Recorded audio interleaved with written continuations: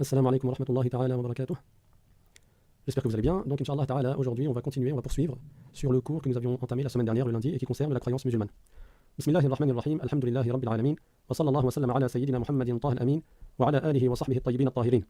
Allahumma la sahla illa ma ja'altahu sahla, wa anta ya hayyu ya qayyum taj'alu al-hazna idha shi'ta sahla.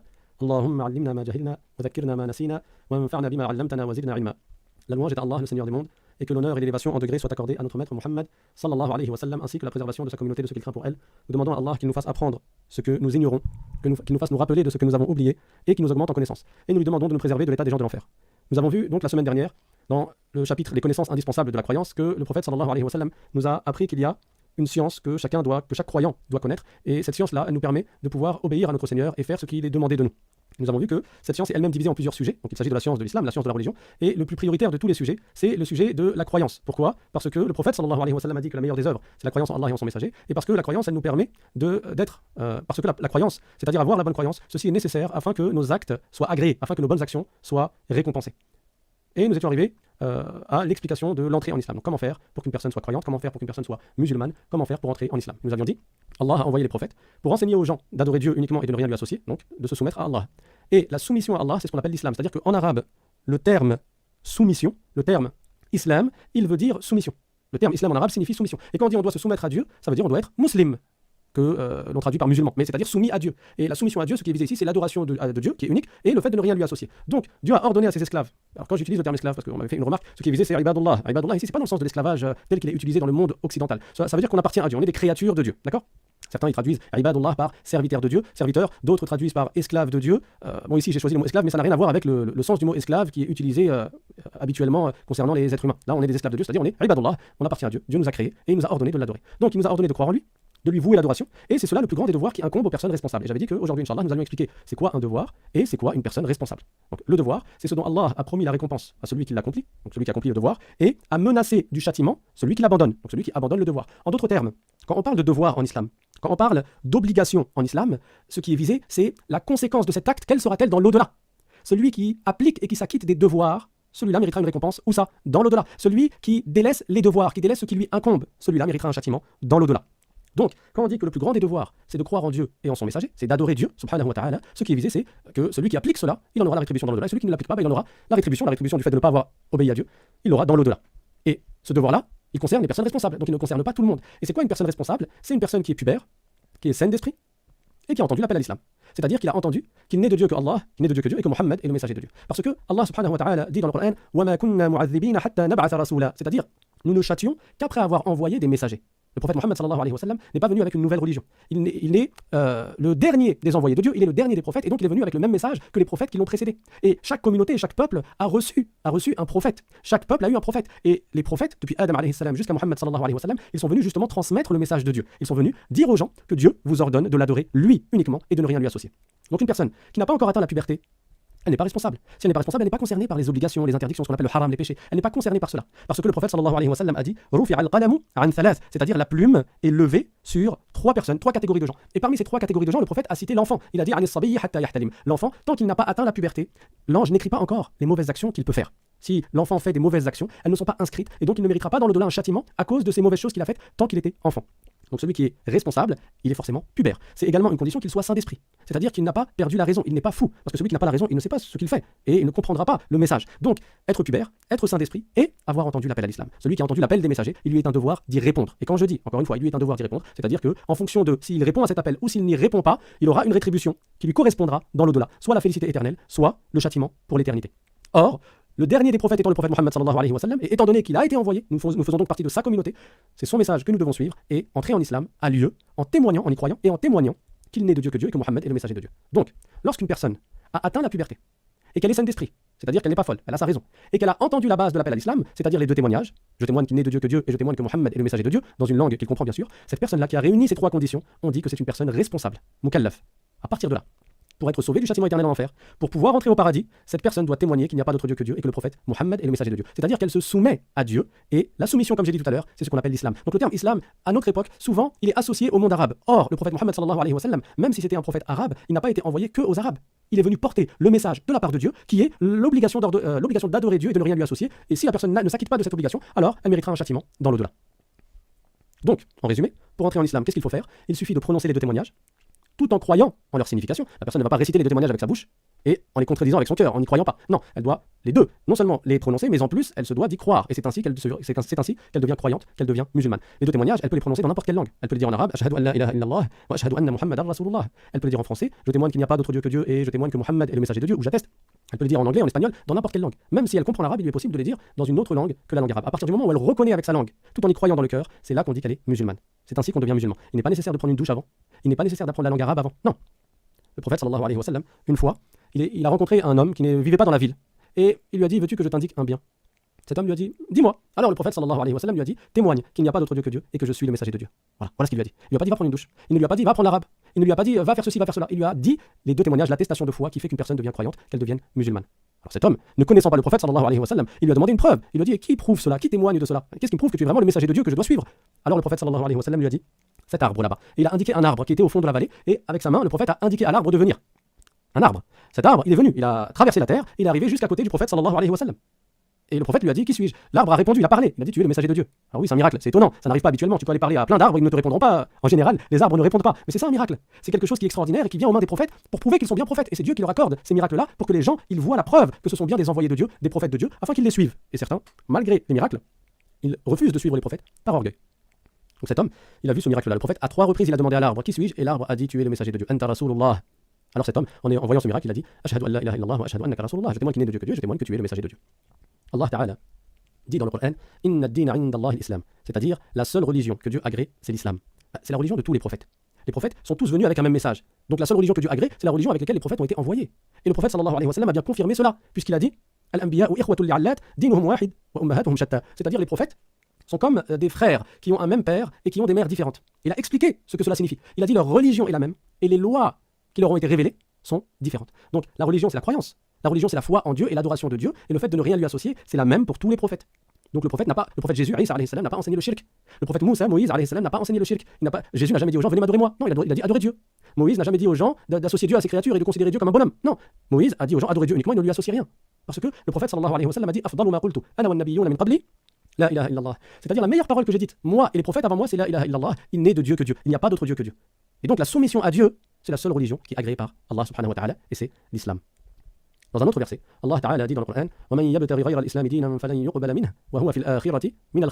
c'est-à-dire celui qui prend une autre religion que l'islam, elle ne sera pas acceptée de lui et il sera dans l'au-delà parmi les perdants. C'est-à-dire que Dieu n'agrée que ceux qui suivent ses prophètes qu'il a envoyés. Or, les prophètes que Dieu a envoyés, ils ont appelé à la même croyance.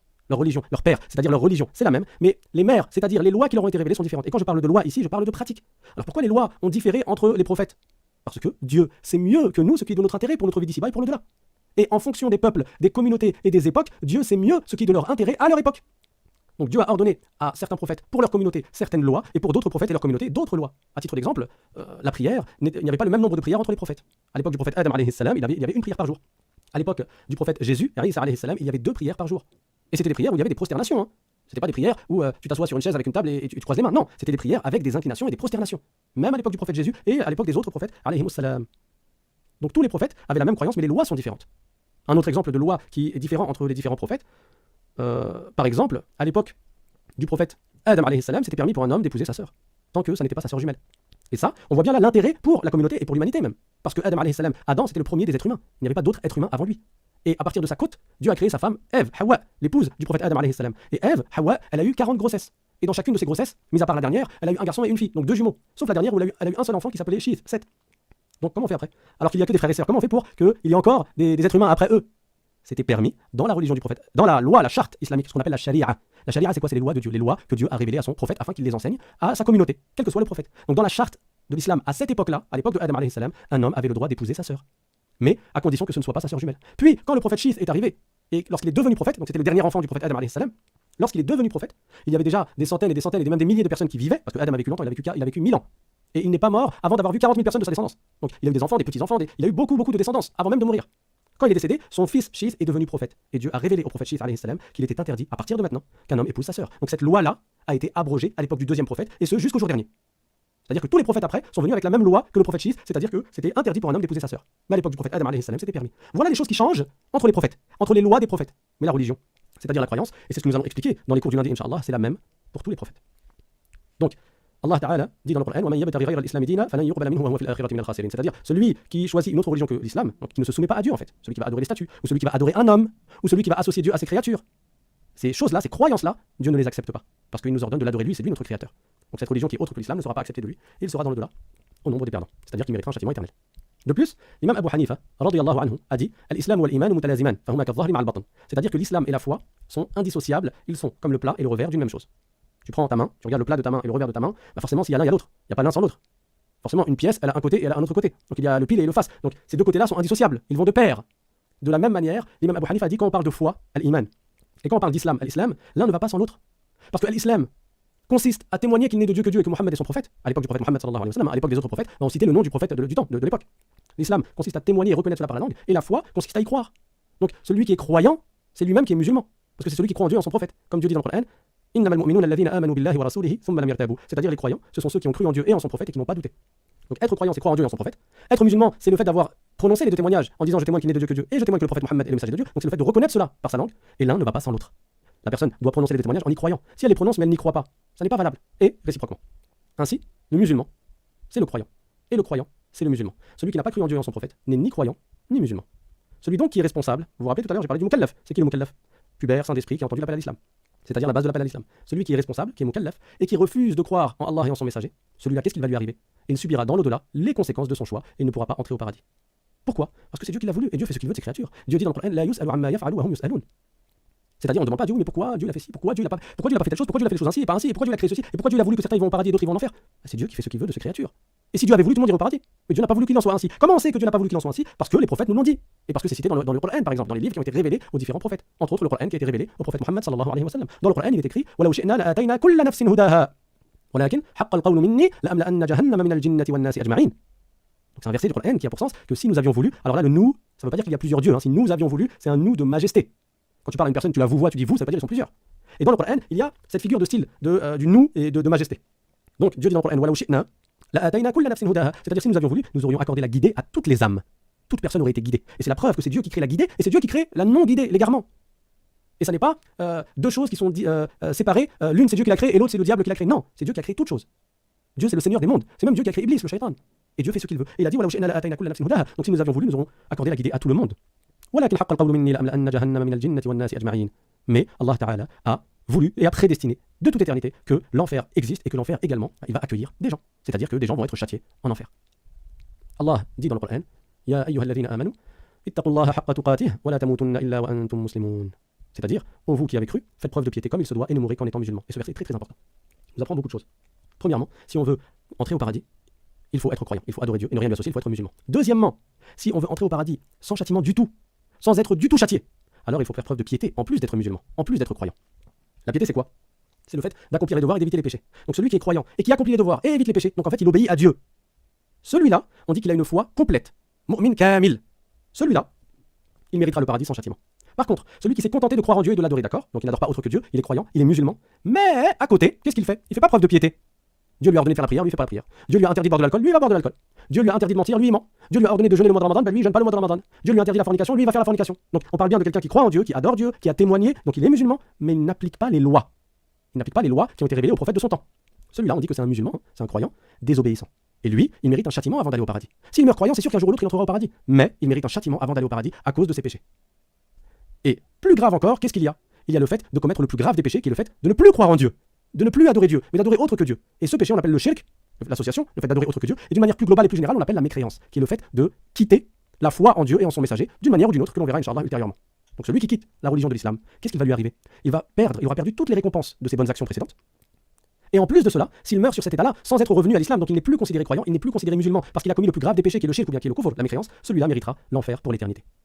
Allah Ta'ala dit dans le Coran وَمَنْ يَكْفُرْ بِالْإِيمَانِ فَقَدْ حَبِطَ عَمَلُهُ وَهُوَ فِي الْآخِرَةِ مِنَ الْخَاسِرِينَ. C'est-à-dire celui qui mécroit en la foi, alors les récompenses de ses bonnes œuvres sont annulées, et il sera dans le delà parmi les perdants. Et non seulement il perd les hasanats qu'il a fait, parce qu'il n'est plus croyant, et on l'avait dit la semaine dernière, que c'est une condition pour avoir des hasanats, des récompenses, déjà d'accomplir le plus grand devoir, qui est d'être croyant, qui est d'être musulman, mais en plus, s'il meurt ainsi dans le delà, il sera au nombre des perdants, c'est-à-dire de ceux qui méritent un châtiment éternel en enfer.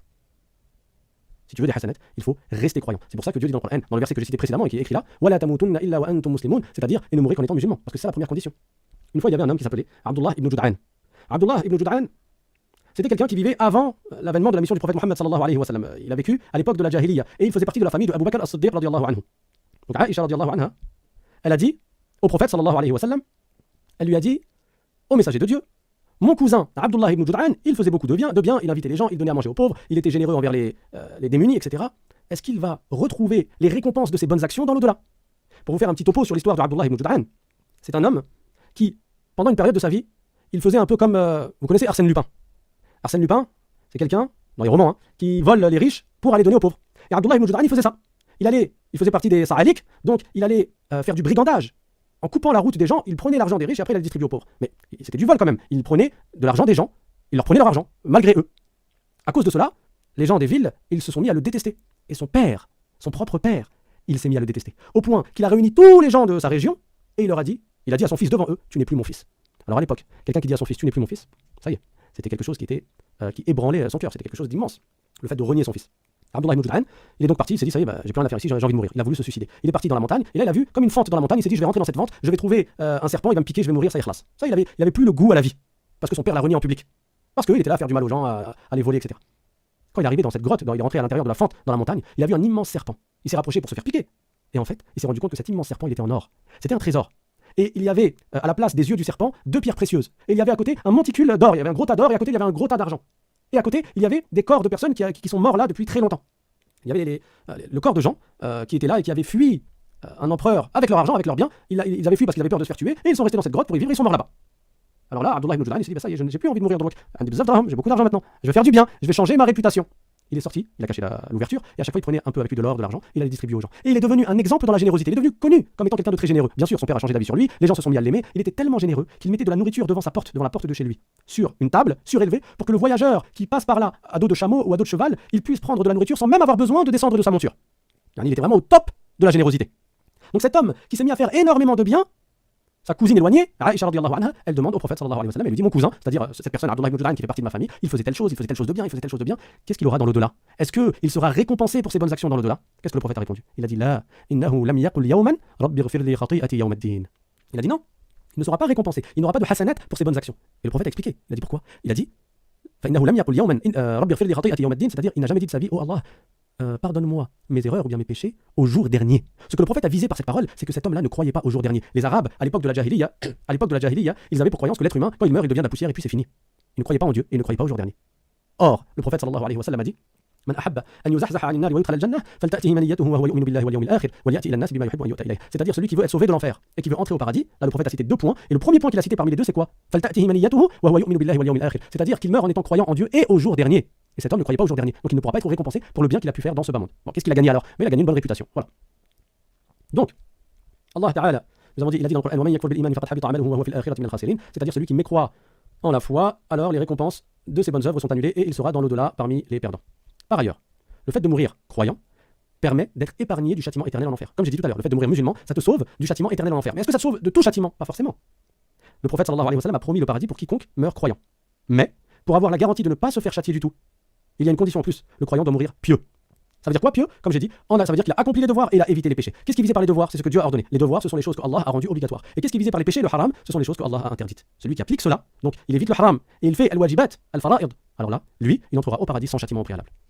Donc, celui qui applique cela est un pieux, il a atteint le degré de la piété, et s'il meurt sur cet état-là, c'est-à-dire en ayant accompli les devoirs et en ayant évité les péchés, alors il entrera au paradis sans avoir à subir un châtiment au préalable, et la piété est donc requise de chacun d'entre nous. Allah Ta'ala dit dans le Coran, Ya ayyuha alladhina amanu, ittaqullah wal tanzur nafsum ma qaddamat lighad, wattaqullah inna Allaha khabirun bima ta'malun, c'est-à-dire, ô vous qui avez cru, faites preuve de piété, et que chacun considère ce qu'il a préparé pour demain. Donc faites preuve de piété, c'est-à-dire craignez Dieu et obéissez lui, et que chacun considère ce qu'il a préparé pour demain, c'est-à-dire pour le jour du jugement, le jour dernier, le jour où on devra rendre des comptes, ce jour qui dure 50 000 années, dans lequel nos actes nous seront exposés.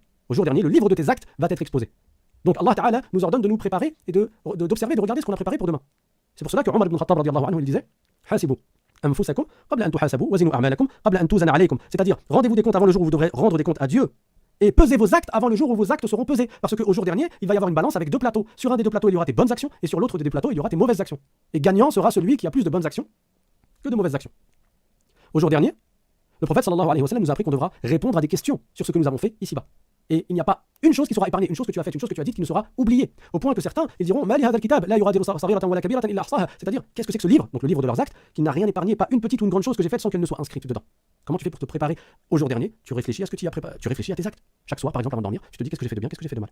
Si tu as fait du bien, tu te dis Inch'Allah, demain, je ferai encore plus de bien. Et si tu as fait des mauvaises choses, tu te repens avant qu'il ne soit trop tard et tu mets l'intention de ne plus recommencer ces mauvaises choses et Inch'Allah, tu essayes de t'améliorer. Donc, dans ce verset, il y a une incitation à se rendre des comptes et à se remettre en question parce que ceci aide la personne à obéir à Allah et à faire preuve de piété. Et le contraire, c'est l'insouciance. Le contraire, c'est que la personne, elle ne réfléchisse pas à ce qu'elle a fait ou à ce qu'elle a préparé pour le jour dernier. Et donc, elle est noyée dans l'insouciance et elle ne fait que essayer de profiter des plaisirs d'ici-bas. Mais les plaisirs d'ici-bas, ils ont une fin. Les plaisirs d'ici-bas, ils ont une fin. En effet, celui qui ne fait pas preuve de piété et qui commet des grands péchés mérite un châtiment dans l'au-delà. Donc, on demande à Allah subhanahu wa ta'ala qui nous accorde de mourir croyants et on demande à Allah qui nous accorde de mourir pieux, de mourir vertueux, c'est-à-dire d'être au nombre de ceux qui n'auront rien à craindre dans l'au-delà et qui ne seront pas châtiés dans l'au-delà. Le chapitre de l'explication du sens des deux témoignages, on le verra la semaine prochaine, Inch'Allah ta'ala. Je vais laisser maintenant un quart d'heure pour les questions. Walhamdulillahi rabbil alamin. Wa sallallahu wa sallam ala sayyidina Muhammad wa ala alihi wa sahbihi at-tayyibin at-tahirin. Donc si vous avez des questions, vous pouvez les écrire dans le forum de discussion et j'essaierai d'y répondre Inch'Allah ta'ala.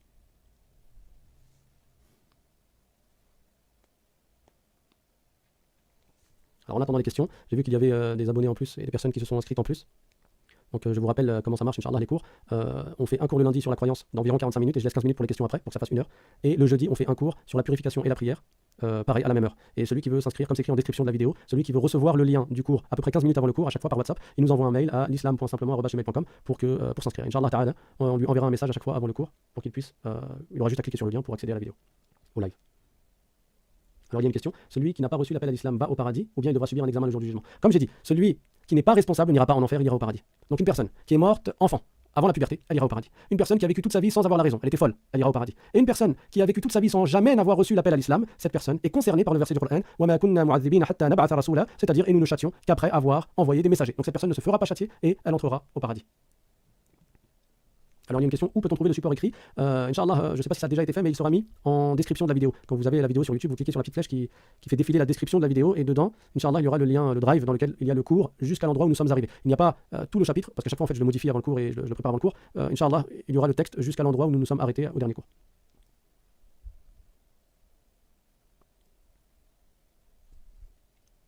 Bon, on dirait qu'il n'y a pas de questions.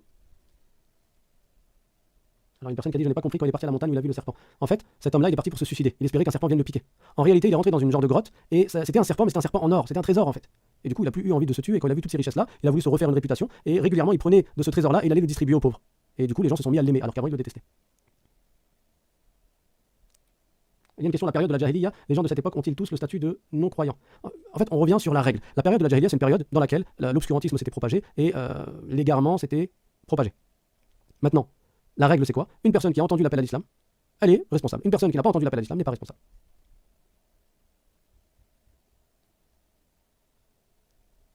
Il y a une question, celui qui fait ses prières le soir à cause du travail est-il dans le péché? Nous avons répondu la semaine dernière à cette question. Il y a certains savants qui ont autorisé de rassembler certaines prières les unes avec les autres sous certaines conditions. Conditions par exemple que la personne elle est dehors dans la difficulté de pouvoir faire la prière chacune dans son temps. Mais de quelle prière il s'agit? Il s'agit de réunir la prière du Dhuhr avec la prière du Asr, soit dans le temps du Dhuhr, soit dans le temps du Asr, et de réunir la prière du Maghrib avec la prière du Isha, soit dans le temps du Maghrib, soit dans le temps du Isha. Donc il ne s'agit pas là de reculer toutes les prières de la journée à la nuit. Non. Le Asr, tu ne peux pas le retarder jusqu'à la fin de son temps, jusqu'à ce que le Maghrib rentre. Alors, il y a une question, assalamu alaikum, je suis une convertie, les bonnes œuvres avant cette conversion sont comptées ou pas? Alors, il y a eu des dires sur ce sujet-là, mais l'avis qui a été retenu par les savants, c'est de dire que la personne qui n'était pas musulmane, ses bonnes actions n'étaient pas comptabilisées. À partir du moment où elle entre en islam, ses bonnes actions sont comptées. Et le prophète sallallahu alayhi wa sallam, une fois, il s'est adressé à un homme qui faisait beaucoup de bien avant même d'entrer en islam. Et quand il est entré en islam, il est venu voir le prophète sallallahu alayhi wa sallam, et là le prophète lui a dit Aslamta ala ma aslafta. Il faut bien comprendre ce hadith. Les savants ont dit que ce hadith, alors comme j'ai dit, il y a eu différentes paroles, différents dires au sujet de ce hadith. Mais l'avis qui est retenu, c'est que quand le prophète sallallahu alayhi wa sallam lui a dit Aslamta ala ma aslafta, c'est-à-dire que tu es entré en islam sur la base de ce que tu faisais, ce qui est visé, c'est que toi, quand tu n'étais pas musulman, tu faisais des bonnes actions. Quand tu es entré en islam, tu as toujours cette habitude de faire des bonnes actions. Donc sur cette base-là, continue à faire tes bonnes actions et là tu seras récompensé pour tes bonnes actions maintenant à partir du moment où tu es entré en islam.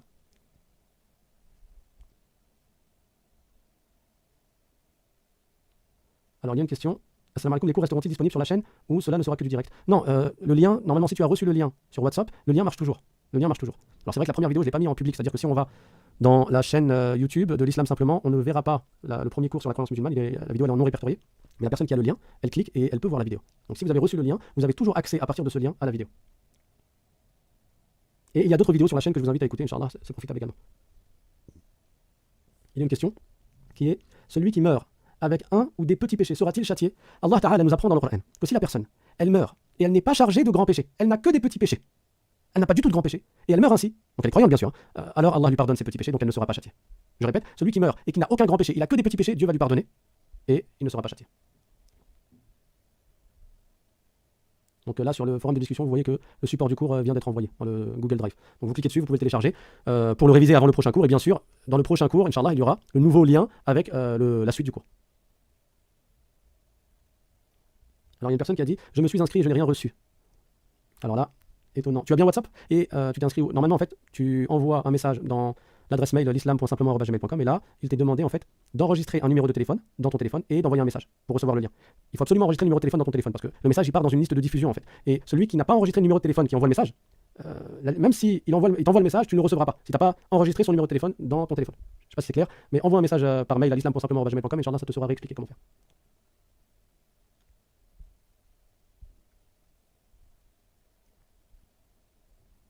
Alors il y a une question, est-ce que lorsque le pèlerinage est bien effectué, les grands péchés sont-ils effacés? Est-ce que cela dispense d'un châtiment? Oui, le prophète sallallahu alayhi wa sallam a dit dans un hadith, il a dit Man hajja falam yarfuth wa lam yafsuq kharaja min dhunubihi kayawma waladathu ummuhu. C'est-à-dire celui qui accomplit le pèlerinage, le hajj, sans avoir commis de grands péchés et sans avoir fait de rapport sexuel pendant le pèlerinage, qui est un grand péché lors du pèlerinage, pendant la période du haram, alors il sortira de ses péchés comme le jour où il est sorti du ventre de sa mère. Ça veut dire qu'il sortira de ses péchés seront effacés. Voilà. Bien entendu, s'il a des prières à rattraper, il doit toujours les rattraper. S'il a volé de l'argent aux gens, il doit toujours leur rendre cet argent. Il ne va pas dire ah bah ça y est, j'ai fait le hajj, du coup je t'avais volé 1000 euros, mais ça y est, j'ai fait le hajj, je te les rends pas. Non, il a des dettes envers les gens, il doit leur rendre. Et il a des dettes envers Dieu, c'est-à-dire des actes obligatoires qu'il avait manqué de faire et qui sont toujours à sa charge, il doit toujours les rattraper. Amin.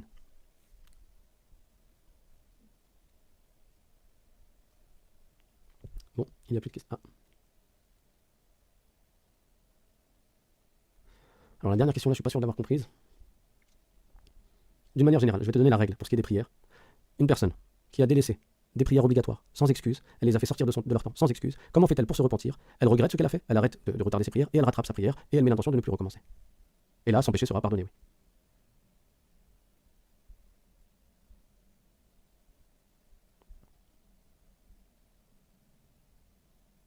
Bon, alors, que Dieu nous accorde une fin heureuse, amin. Et je vais finir avec juste, j'avais dit la semaine dernière que j'allais en parler, on m'avait demandé les secrets de certains dhikrs que j'avais cités la semaine dernière, je crois, certaines évocations de Dieu. D'ailleurs, ça rejoint la dernière question, aurais-tu des conseils pour éviter la mort du cœur? Le prophète sallallahu alayhi wa sallam nous a appris que celui qui n'évoque pas Dieu, qui n'évoque pas Allah, son Seigneur, son cœur il meurt. Donc, il a dit l'exemple, dans le sens, l'exemple de celui du musulman qui évoque Dieu, c'est-à-dire qui fait du dhikr, et du musulman qui n'évoque pas son Seigneur, c'est comme l'exemple. Bon, je reviendrai sur le hadith, je l'ai en partie oublié, je ne veux pas le déformer. En tout cas, un cœur qui n'évoque pas le nom de Allah subhanahu wa ta'ala, c'est un cœur qui meurt. Donc il est très important d'évoquer Allah ta'ala. Parmi les évocations, j'avais cité la hawla wa la quwwata illa billah, qui est très forte contre le waswas. La hawla wa la quwwata illa billah a beaucoup de secrets. Parmi ces secrets, il y a que ça efface les soucis. Et les soucis, c'est un parmi d'autres choses, parce que le prophète sallallahu alayhi wa sallam a dit la hawla wa la quwwata illa billah tanfa'u li 90 da'an aqalluha al-ham, c'est-à-dire que la parole la hawla wa la quwwata illa billah, ça efface 90 mots, et le plus faible de ces mots, c'est le tourment, le souci. Alors imaginez-vous les autres. Donc ça, c'est un des secrets de la hawla wa la quwwata illa billah. Ça t'aide contre la colère, ça t'aide pour beaucoup de choses. En ce qui concerne l'istighfar, celui qui dit beaucoup astaghfirullah ou bien rabbi ighfirli, il a été rapporté que du prophète sallallahu alayhi wa sallam qu'il va avoir de la subsistance de là où il ne la voyait même pas arriver, ça lui enlève les tourments et ça le délivre des situations très compliquées dans lesquelles il se trouve. Et il y a également un zikr qui est le fait de dire ya hayyu ya qayyum, ya hayyu ya qayyum. Une fois, il y a un homme qui est parti voir un savant et il lui a dit j'ai beaucoup de waswas, qu'est-ce que je fais? Il lui a dit je suis parti voir les médecins, j'ai pris des médicaments contre le waswas, ça ne veut pas partir, qu'est-ce que je fais? Ce savant lui a répondu tu récites 1000 fois par jour ya hayyu ya qayyum, qui sont deux noms de Dieu, al-hayy, c'est-à-dire celui qui est vivant, et al-qayyum, c'est-à-dire celui qui ne s'anéantit pas. Donc 1000 fois par jour ya hayyu ya qayyum, c'est également très bénéfique pour la personne. Il y a une question, l'enfant qui devient pubère, est-ce qu'il doit dire les deux témoignages, même s'il a été d'une famille musulmane qui prenait des cours et qui faisait la prière? Cet enfant qui a grandi dans l'islam, il est musulman, même après avoir atteint la puberté, il est toujours musulman, mais oui, c'est un devoir pour lui de dire les deux témoignages. Alors, non pas pour entrer en islam, parce qu'il est déjà musulman, mais les savants malikites ont dit, c'est un devoir pour lui de dire les deux témoignages en tant qu'obligation, comme ça. C'est un devoir de réciter les deux témoignages. Même s'il est quand même musulman, il doit les réciter. Et de toute façon, chez l'imam Shafi'i, il doit réciter les deux témoignages dans chacune de ses 5 prières obligatoires. Il y a une question, comment intégrer le groupe WhatsApp? Alors c'est une liste de diffusion, comme j'ai dit, tu envoies un mail à l'islam.simplement@gmail.com, tu demandes à recevoir le lien des cours et Inch'Allah, on t'expliquera comment on fait. Il y a une question, comment je fais pour rattraper mes prières si je les ai délaissées pendant plusieurs années? À chaque fois que tu as du temps libre, tu les rattrapes. Voilà, tu fais subh, dhahr, asr, maghrib, isha, subh, dhahr, asr, maghrib, isha, etc. Et tu notes comme ça, parce que tu risques d'oublier, tu dis voilà, j'ai fait une journée, j'ai fait 2 journées, 3 journées, 4 journées dans ton bloc-notes ou dans un cahier ou sur ton téléphone. Jusqu'à être tranquille, jusqu'à ce que dans ton cœur tu sois apaisé, tu te dis là j'ai sûrement rattrapé tout ce que je devais rattraper. Alors il est 20h59, j'en prends une dernière. Alors la question, une personne qui rêve souvent d'une personne proche qui est morte, doit-on en parler à l'entourage pour libérer son cœur? Je ne sais pas, je n'ai pas de réponse à cette dernière question. Alhamdulillahi rabbil alamin. Wa sallallahu wa sallam ala sayyidina Muhammad wa ala alihi wa sahbihi at-tayyibin at-tahirin. Barakallahu fikum. Je vous donne rendez-vous jeudi, Inch'Allah. Et en dehors des cours en live, du lundi et du jeudi, on met aussi des cours rediffusés qui ont été enregistrés à différentes situations. Donc on vous invite également à les écouter et à faire profiter votre entourage. Barakallahu fikum. Wassalamu alaikum wa rahmatullahi wa barakatuh.